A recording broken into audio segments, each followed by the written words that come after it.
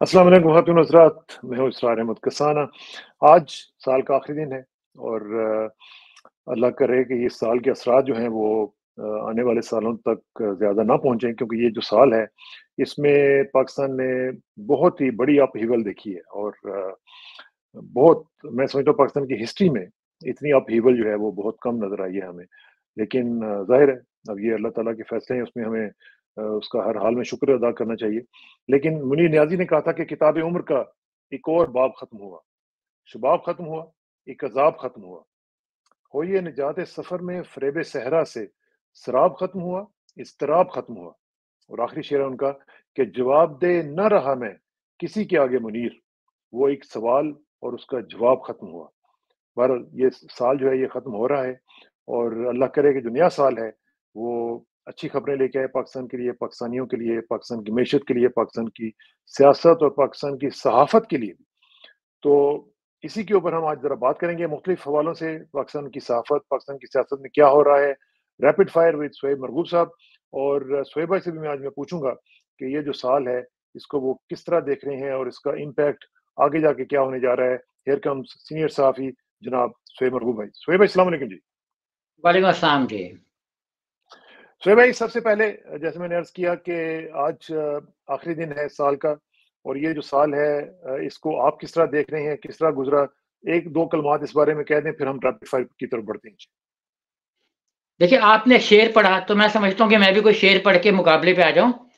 एक जी। 1970 में जब जनरल ज़िया-उल हक का मार्शल लॉ लगा तो एक नज़म बड़ी मशहूर हुई जिसके पहले 2-3 मिसरे आज़ाद नज़म थी।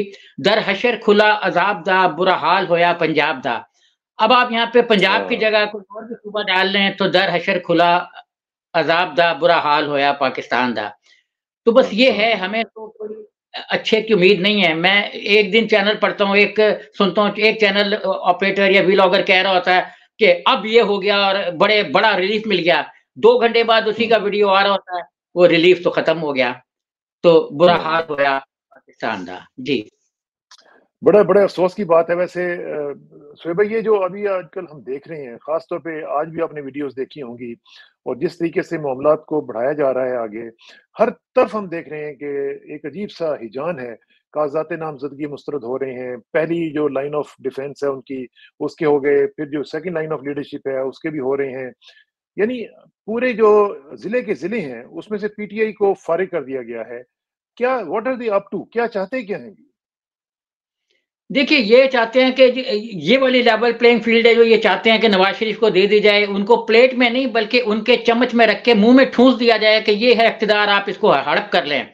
ये है पाकिस्तान का 4-5 हज़ार अरब रुपए का बजट जिसको आप खा पी लें। देखिए, मुझे तो इस चीज़ पे बड़ी हैरत हो रही है कि दुनिया इस वक़्त ऐसे चुप है जैसे मतलब कोई पाकिस्तान में कुछ हो ही नहीं रहा, क्योंकि इंसानी हकूक़ इस वक़्त आलमी जो एक सिस्टम है उसमें बहुत नीचे चले गए हुए हैं।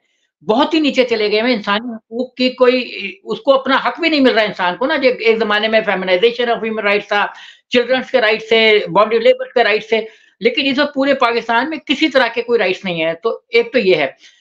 इंटरनेशनल लेवल पे, और दूसरा ये है कि जो इलेक्शन इस वक़्त हो रहे हैं, ये एक्चुअली इलेक्शन तो मेरी नज़र में तो हो ही नहीं रहा है। आपने कहा ना पूरे के पूरे देंगे, आधा केपीके कल मुस्तरद हो गया, पूरा डिस्ट्रिक्ट्स में आधा केपीके जो है ना, जहाँ पे इन्होंने वॉक ओवर देना था अपना उनको एएनपी को, पीपल्स पार्टी को और जेयूआई को, आप देखेंगे ये बड़ी ऐसी टारगेटेड किस्म की अपना मुस्तरद हो रहे हैं कागज़ात कि इनको पूरे के पूरे ज़िले मिल जाएँगे। और पूरे के पूरे ज़िले मिलने से इनकी गवर्नमेंट जो है, जो आने वाली गवर्नमेंट है, हम फोresee कर रहे हैं किसकी होगी।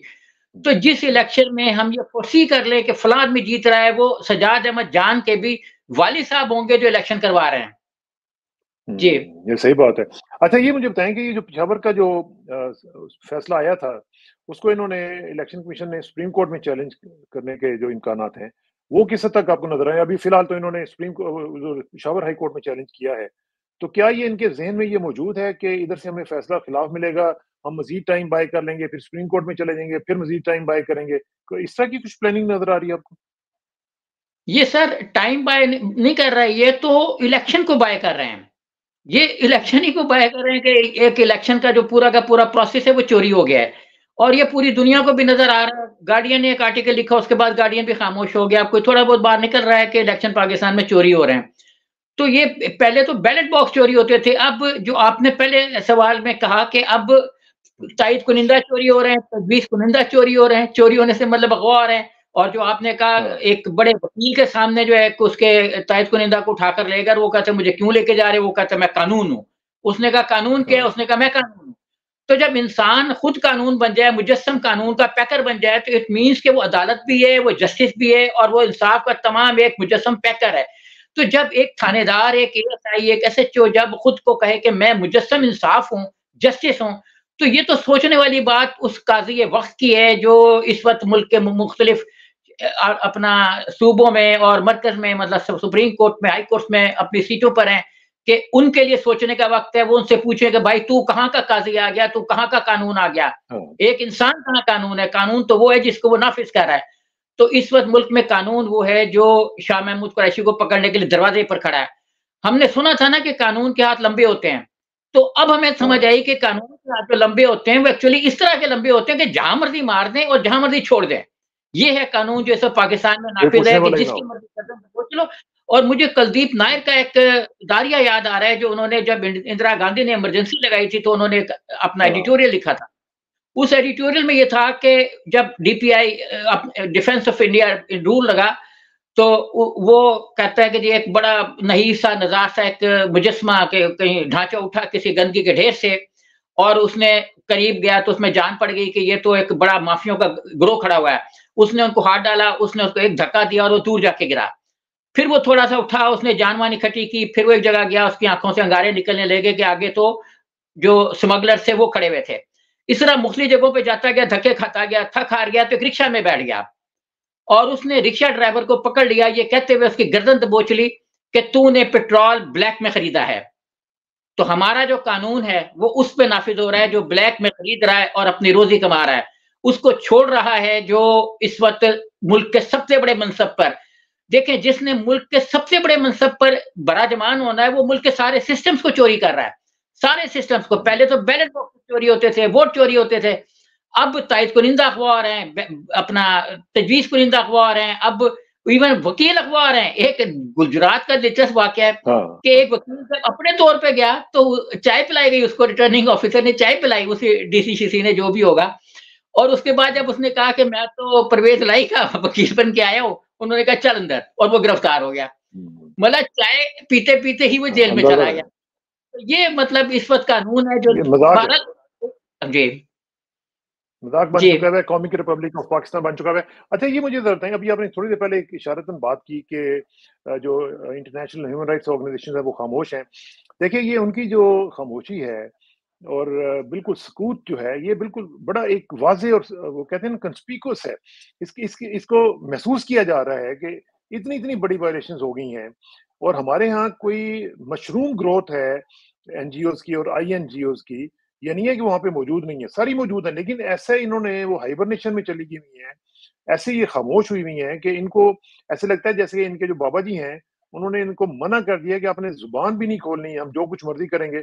تو یہ جو ایک ڈائکاٹمی ہے، تو اس سے اندازہ نہیں ہونا چاہیے کہ ان لوگوں کا کیا کردار ہے ہماری ڈیولپمنٹ میں، ہماری اوور آل جو سوسائٹل پروگرس ہے اس میں۔ جی بالکل، دیکھیے جب دنیا خاموش ہو گئی 31-32 ہزار فلسطینی کی شہادت پر، 40 مطلب لاکھ لوگوں کو بے گھر ہونے پہ، وہ لوگوں کو جہاں بھیجا جا رہا ہے وہیں پہ ان کا مرڈر ہو رہا ہے، وہیں پہ ان کی شہادتیں ہو رہی ہیں، جب دنیا اس عمل پر خاموش ہے تو ہمیں یہ کیسے ازیوم کر لینا چاہیے کہ دنیا ہمارے لیے بولے گی جہاں تھوڑے سے حقوق ہیں اور آنے والے بھی ان کے ہیں، جانے والے بھی ان کے ہیں۔ تو اس لیے یہ سوچنا کہ دنیا کو کچھ کہنا چاہیے ہمارے پہ۔ کل ایک جگہ مشاعرہ تھا، کل ایک یو ایم ٹی یونیورسٹی میں بڑا مشاعرہ تھا، وہاں ایک آدمی نے شعر پڑھا، شعر تو نظم تو ظاہر ہے پہلے لکھی ہوگی لیکن وہ ہمارے حالات پر بھی فٹ ہوتی ہے۔ کہتے ہیں نا کہ شاعر بڑے ویژنری ہوتے ہیں، تو وہ ویژنری شاعر تھے نذیر کیسر صاحب۔ انہوں نے ایک شعر پڑھا تھا کہ مجھے شعر تو نہیں یاد رہا، وہ اس کا مطلب یہ تھا کہ پاکستان اللہ تعالیٰ نے بنایا ہے، یہ ملک بنایا ہے اللہ نے، اور چلا بھی اسے وہی رہا ہے۔ تو مطلب اس ملک کو اللہ تعالیٰ ہی چلا رہا ہے۔ اور ایک اور شعر تھا کہ جو گر گیا ہے اس گرے ہوئے کی درخواست جو ہے وہ جب تک وہ خود کام نہیں کرے گا اللہ تعالیٰ نہیں سنے گا۔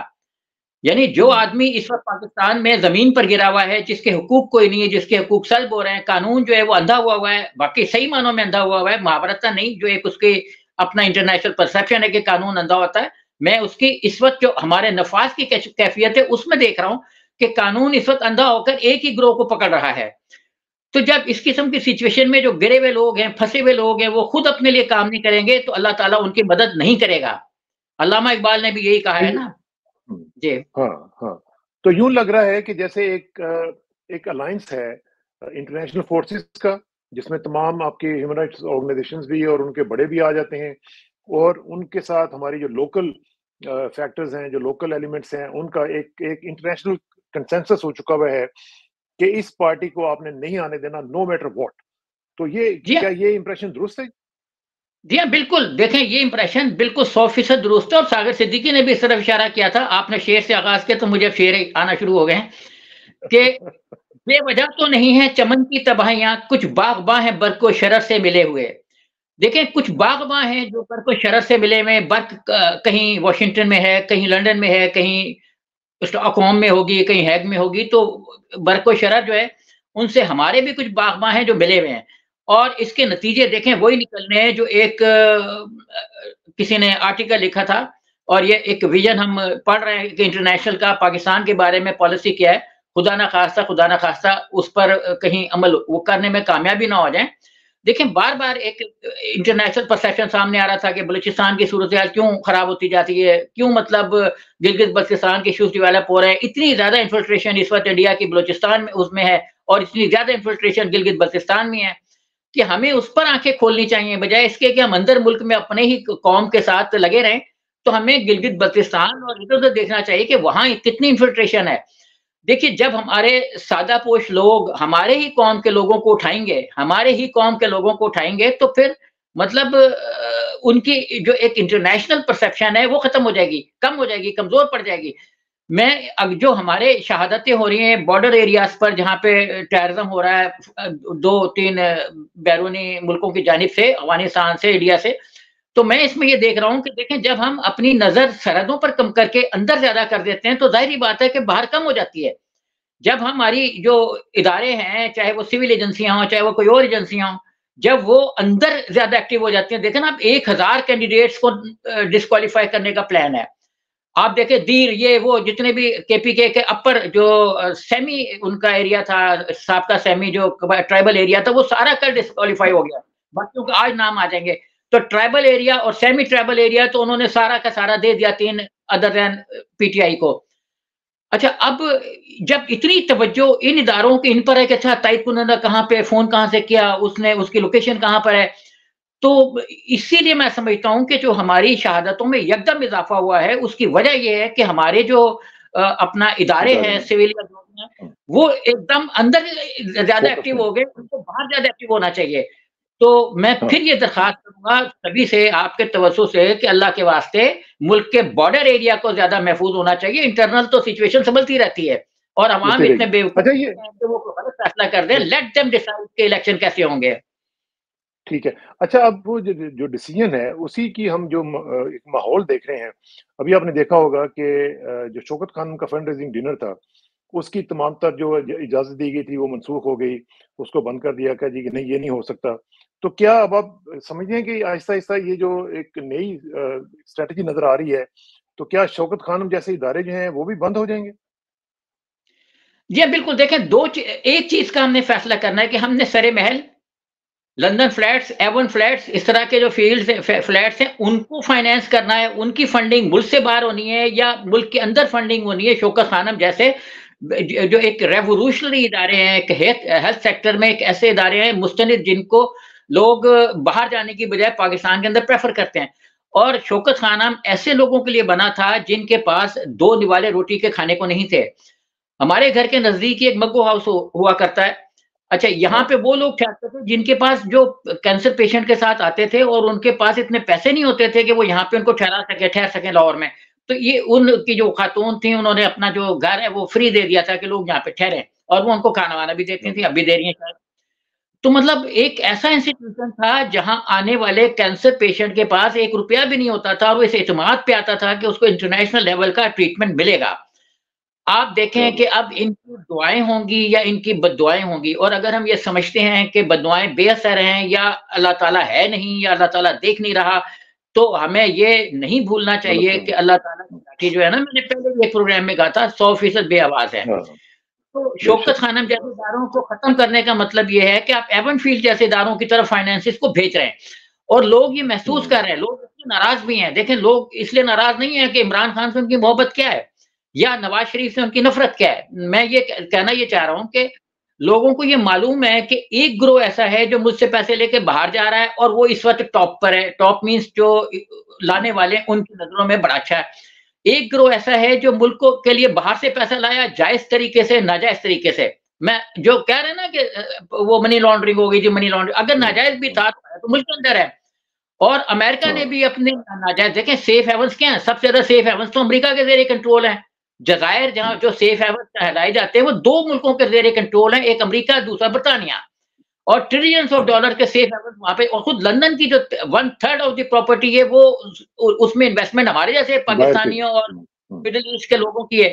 تو ہمیں یہ سوچ لینا چاہیے کہ وہ اپنے پیسے انلیگلی بھی اندر ٹرانسفر ہونے کی پرمیشن دے رہے ہیں. یہاں سے جو بریف کیس بھر کے جہاز کے جہاز گئے ہیں پچھلے دور میں بھی، پچھلے دور سے مطلب جو کیٹے کا دور تھا، وہ کون لے کے گیا تھا؟ آیان علی جو ہے یہ ہماری اداکارہ جو ہے، یہ کن کے لیے پیسے کام کرتے رہی ہیں اور ان پہ کیس بنانے والے مرد بھی ہو گئے.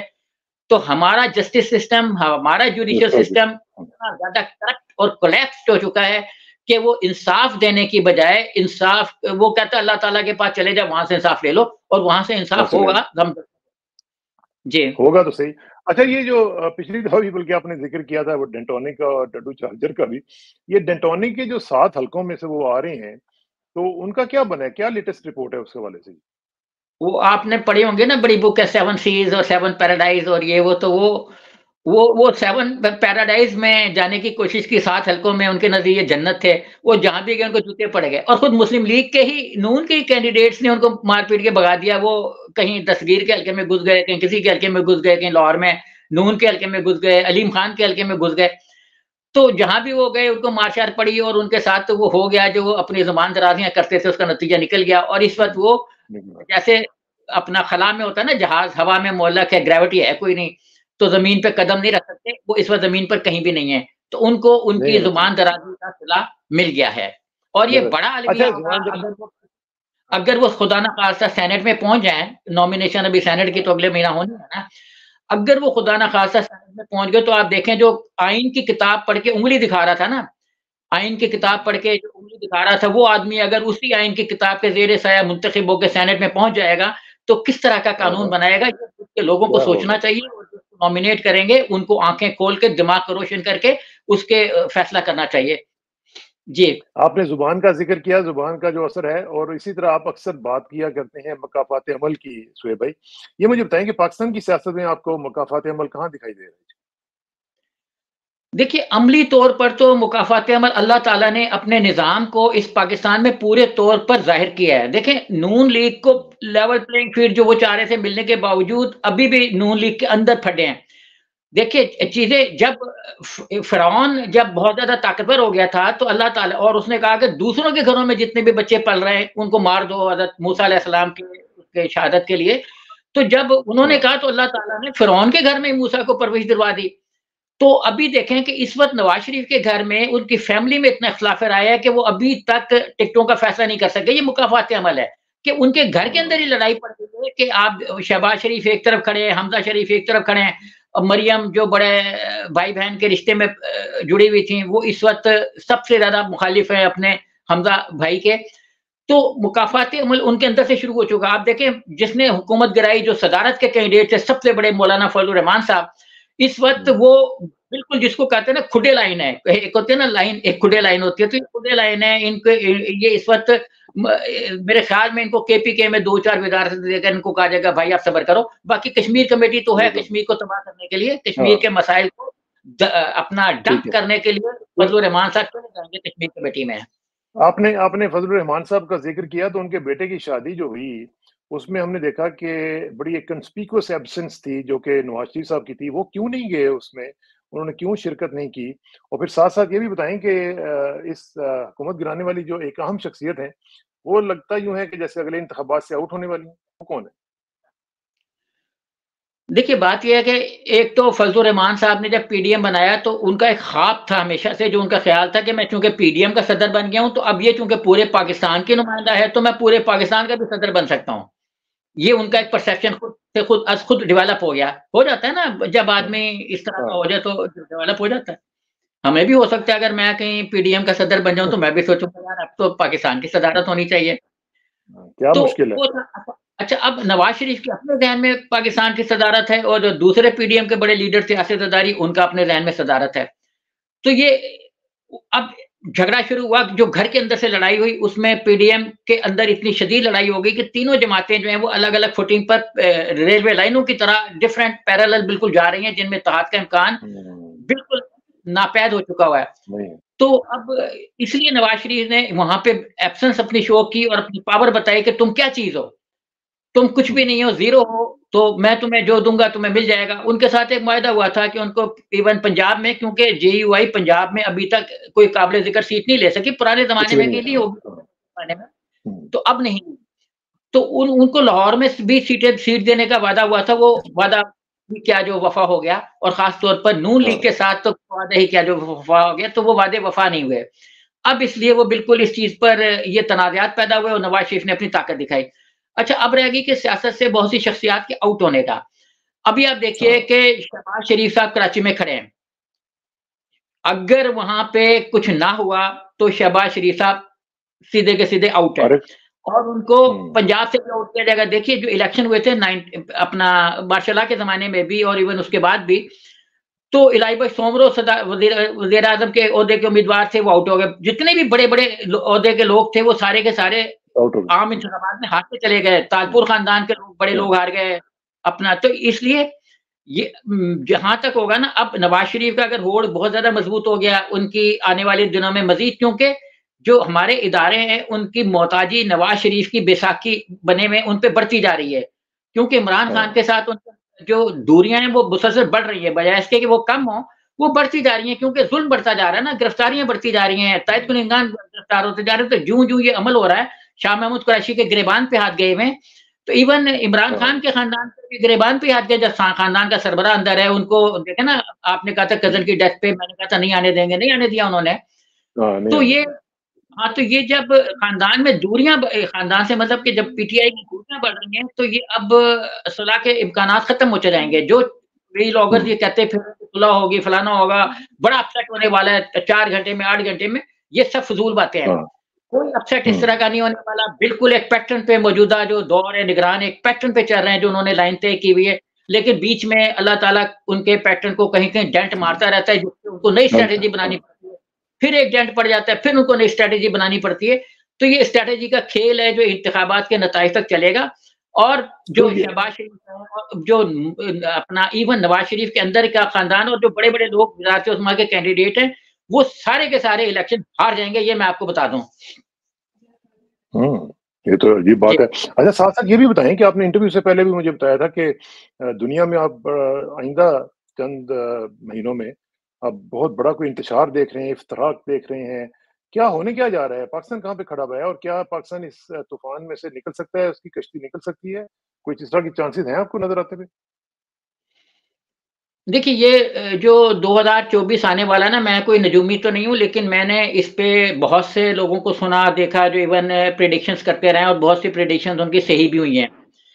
مثلا ایک امریکن جن کو کہتے ہیں نا کہ وہ کوئی سائیکک اسپیشلسٹ ہیں کہ ان کو اوپر سے آمد ہوتی ہے کوئی ایسے مطلب فورس ہی کر لیتے ہیں 6 سینس یا 7 سینس ان کی بہت اسٹرانگ ہے. تو اچھا تو اب ایسے جو لوگ ہیں انہوں نے کی تھی 8-9 سال 4-5 سال پہلے کہ نریندر مودی 3 انتخابات جیتیں گے، مطلب مسلسل 2024 تک وہ برسردار رہیں گے، تو وہ ہو گئے. اچھا اب اسی طریقے سے جو انہوں نے پریڈکشنز کی تھیں ایون اس کے پوٹن کے بارے میں وہ بھی ٹھیک تھیں. انہوں نے پریڈکشنز کی تھی کچھ لوگوں نے کہ ڈیموکریٹس برسردار آ جائیں گے، حالانکہ ٹرمپ کا بڑا شور ہوگا تھا. اور اگر آپ پبلک کے ووٹ دیکھیں تو ٹرمپ کے ووٹ کم نہیں ہوئے، اس کے ووٹوں میں بھی اضافہ ہوا ہے.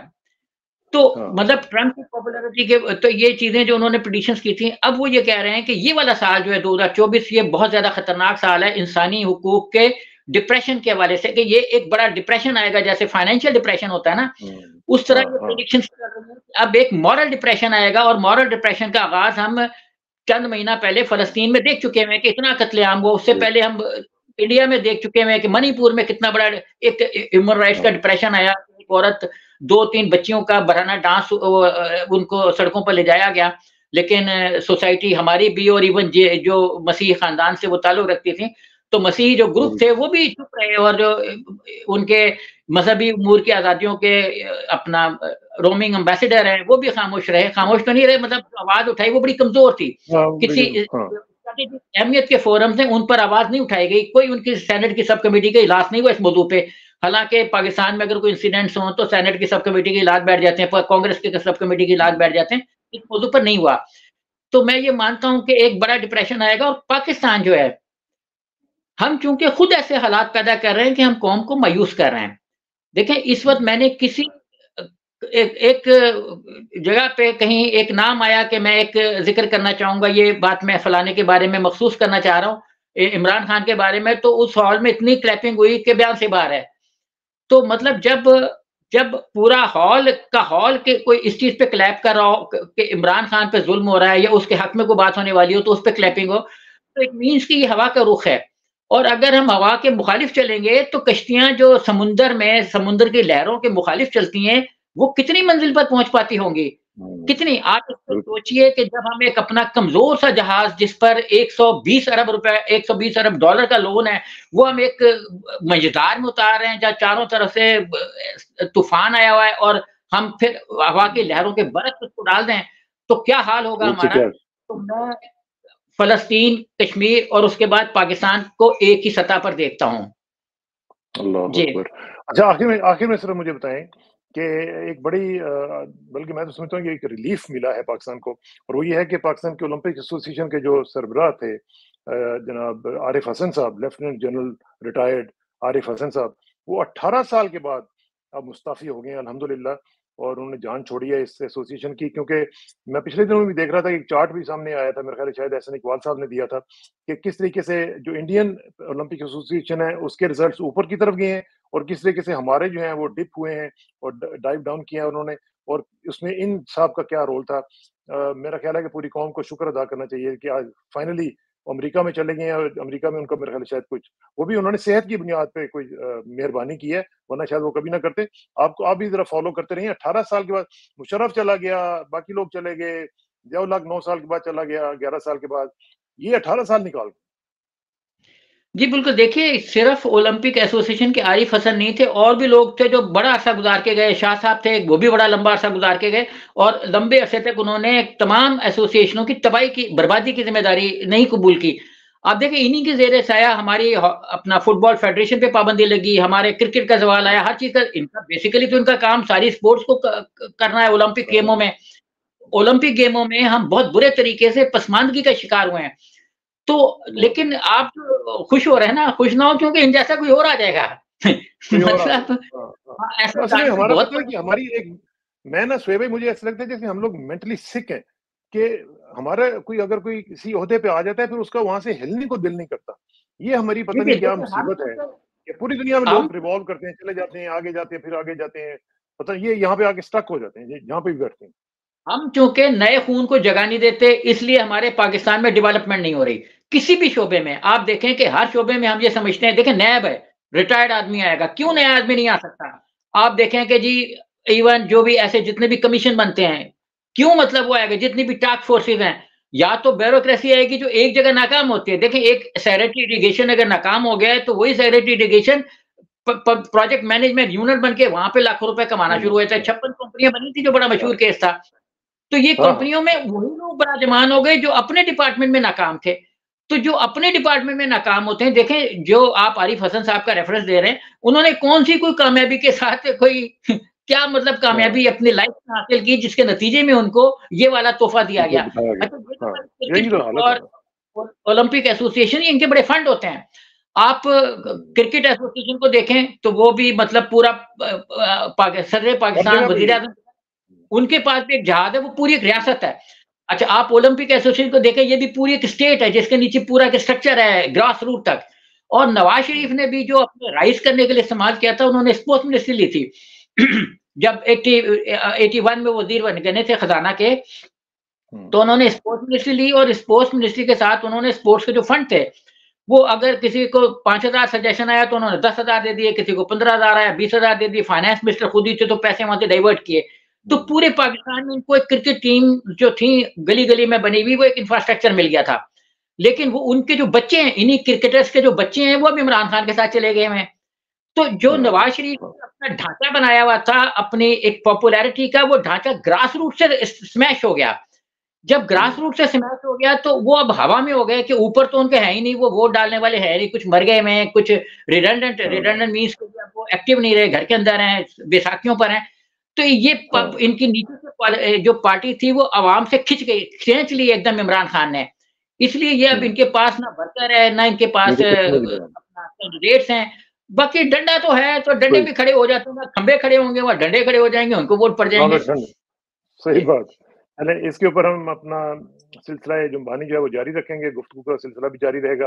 اور ونس اگین آج آخری دن ہے سال کا، تو سب لوگوں سے دعا ہے، دعا کی گزارش ہے سہیب بھائی آپ کے ساتھ بھی، کہ اگلے سال کی دعا کریں کہ ہمارے لیے اچھی خبریں لے کے آئے اور پاکستان کے لیے کچھ بہتریاں ہم نے نظر آ سکیں. اللہ کرے کہ ایسا ہو سکے. پتہ نہیں اب امید ہے کہ نہیں ہے، لیکن اللہ کرے، دعا تو کی جا سکتی ہے. ٹھیک ہے نا سہیب بھائی؟ تو انشاءاللہ ملاقات ہوگی جی. Thank you very much for your time. السلام علیکم.